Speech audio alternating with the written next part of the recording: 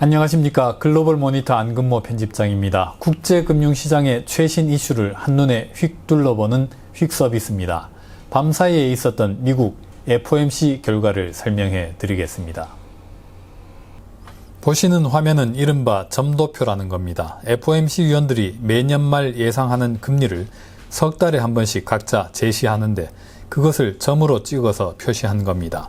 금리를 높이자, 그대로 두자 편차가 계속 벌어지고 있습니다. 그 중간에 위치한 점을 FOMC의 컨센서스로 봅니다. 빨간색으로 표시한 건데 2023년에 가서 2칸 높여졌습니다. 지난 3월 점도표에 비해서 50bp가 인상된 겁니다. 당장 내년에 금리를 올리자고 제시한 사람의 수도 7명으로 늘었습니다. 석 달 전에 비해서는 3명이 많아졌습니다. 2명만 더 가세하면은 당장 내년 금리 인상이 FOMC의 중론이 됩니다. 원래 FOMC의 컨센서스는 2023년 말까지 제로금리를 유지하자는 거였습니다. 하지만 그게 이제 이렇게 50bp 높여졌습니다. 제로금리는 내년 말까지라는 거죠. 그런데 앞서 말씀드린 것처럼 내년 제로금리도 장담하기가 어렵습니다. 평균값을 보면은 FOMC 위원들이 예상하는 내년 금리는 지금보다 12.5bp 높습니다. 당장 내년에 금리를 올릴 확률이 절반이나 된다는 것이죠. 보시는 것은 이번에 FOMC가 발표한 성명서입니다. 밑줄 친 부분이 이번에 바뀐 대목입니다. 당초에는 코로나 팬데믹이 경제에 엄청난 고난을 야기하고 있다고 했는데 이번에는 아주 낙관적으로 바뀌었습니다.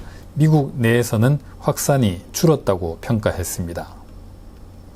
당초 성명서에서는 현재 진행 중인 공중보건 위기가 계속해서 경제에 압박을 가하고 있다고 밝혔습니다. 하지만 이번에는 백신 접종 진전 덕분에 공중보건 위기가 경제에 미치는 영향이 계속해서 줄어들 듯하다라고 낙관했습니다.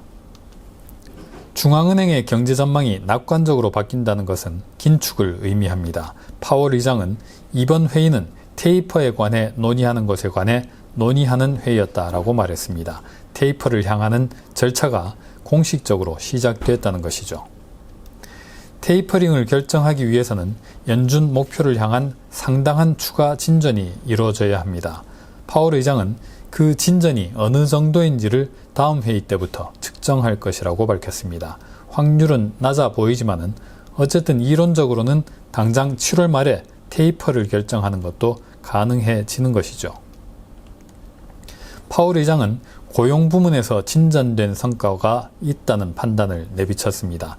상당한 추가 진전까지 갈 길이 남았다라고 평가했습니다. 한참이나 남았다라고 했던 4월 말의 평가와 비슷한데 좀 다릅니다. 금융시장 반응이 아주 화끈했습니다. 5년 만기 물가연동 국채 수익률이 대폭 뛰어오르면서 단숨에 지난해 12월 이후 최고치를 기록했습니다. 이 5년 만기 실질금리는 연준 통화정책 기조를 가장 잘 보여줍니다. 국채시장의 5년 기대 인플레이션은 지난 2월 이후 최저치로 떨어졌습니다. 금리를 실제로 올린 것도 아니고 테이퍼를 결정한 것도 아닌데 인플레 기대 심리가 금세 이렇게 확 꺾여버린 것이죠. 파월 의장은 인플레이션이 얼마 지나지 않아서 다시 낮아질 것이라고 예상했습니다. 그런데 그 예상은 단순한 예상은 아닙니다. 중앙은행의 예상은 의지를 표명한 것이기도 합니다. 여차하면 정책을 동원해서 예상대로 되도록 하겠다고 파월 의장은 강조했습니다. 연준이 그렇게까지 무책임하지는 않구나. 위력이 아직은 살아있구나.